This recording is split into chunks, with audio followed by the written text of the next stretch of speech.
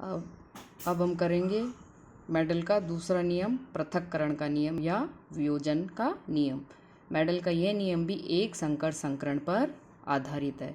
इस नियम के अनुसार जब F1 पीढ़ी के पादपों में विषम युग्मजीय पादपों में जब संकरण करवाया जाता है तो युग्मक निर्माण के समय दोनों युग्म विकल्पी पृथक होकर अलग अलग युग्मक में चले जाते हैं और प्रत्येक युग्मक में एक लक्षण के लिए एक युग्म विकल्पी पाया जाता है। अतः इसे कहते हैं पृथक्करण का नियम, क्योंकि जब F1 पीढ़ी हमें प्राप्त होती है तो F1 पीढ़ी के अंदर दोनों युग्म विकल्पी होते हैं और युग्मक निर्माण के समय ये दोनों युग्म विकल्पी पृथक पृथक होकर अलग अलग युग्मक में चले जाते, इसलिए इसे पृथक्करण का नियम और शुद्धता का नियम भी कहते हैं।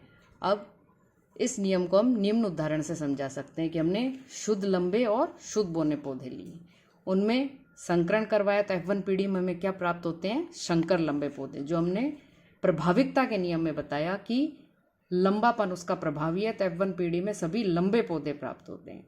अब F1 पीढ़ी के अंदर जो पौधे प्राप्त होते हैं वो शंकर होते हैं, विषम युग्मजीय होते हैं। जब इन पादपों में संकरण करवाया जाता है तो युग्मक निर्माण के समय दोनों के दोनों युग्म विकल्पी जो हैं वो एक दूसरे से अलग होकर अलग अलग युग्मक में चले जाते। एक युग्मक में कैपिटल टी, दूसरे में आया स्मॉल टी। अब इनमें जब संकरण होता है तो हम टेबल के द्वारा इसे बताएंगे। Capital T, capital T, capital T, small T, capital T, small T और स्मॉल टी, स्मॉल टी। इसका मतलब हमें इसमें ये तीन जो पौधे हैं वो तो लंबे हैं और ये एक पौधा क्या है? बोना पौधा है। तो इसे पृथक्करण मतलब पृथक हो गए, जिसकी वजह से F1 पीढ़ी में तो शंकर ही थे लेकिन F2 पीढ़ी में हमें लंबे और बोने दोनों पौधे प्राप्त होते हैं। तो इसका लक्षण प्रारूप हो गया हमारा 3:1। लक्षण प्रारूप पहले बताया था आनुवांशिकी शब्दावली में कि किसी भी पौधे की या किसी भी सजीव की जो बाह्य प्रतीति है वो क्या कहलाती है? लक्षण प्रारूप।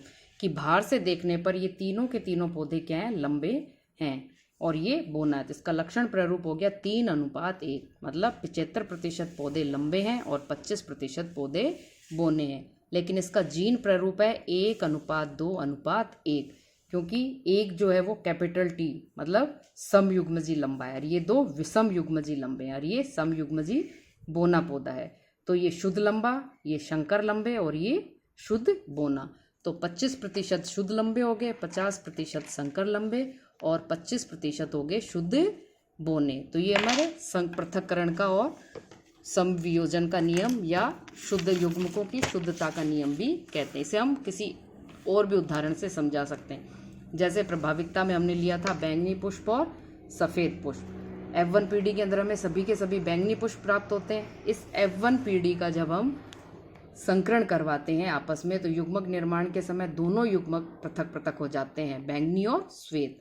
और F2 पीढ़ी के अंदर हमें 3 बाहर से देखने पर बैंगनी पुष्प प्राप्त होता है और एक श्वेत पुष्प प्राप्त होता है। मतलब इसका लक्षण प्रारूप हो गया हमारा 3:1, 25% बैंगनी और 75% बैंगनी और 25% हमारे हो गए श्वेत पुष्प, बैंगनी और श्वेत पुष्प हो गए।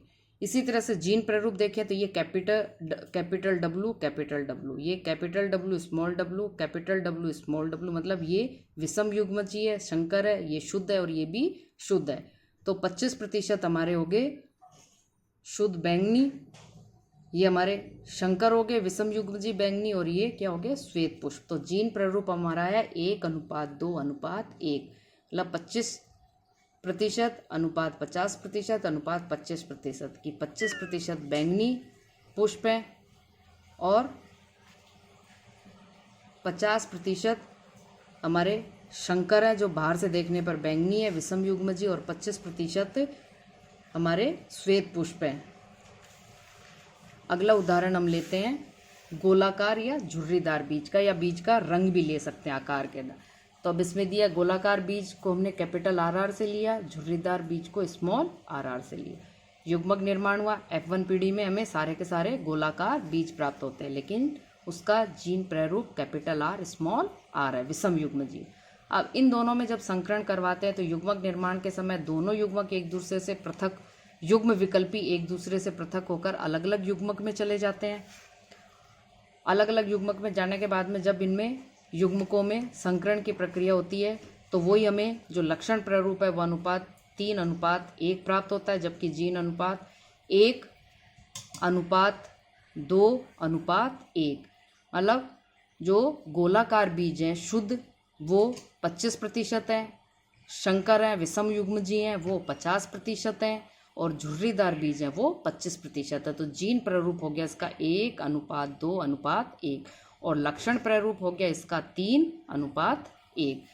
तो पृथक्करण का नियम हमारा हो गया कि जब F1PD के पौधों में संकरण करवाया जाता है तो युग्मक निर्माण के समय दोनों युग्मक एक दूसरे से पृथक होकर, दोनों युग्म विकल्पी एक दूसरे से पृथक होकर अलग अलग युग्मक में चले जाते हैं, और F2PD के अंदर हमें दोनों तरह के अप्रभावी और प्रभावी दोनों तरह के लक्षण प्राप्त होते हैं। इसलिए इसे पृथक्करण का नियम और युग्मकों की शुद्धता का नियम भी कहते हैं।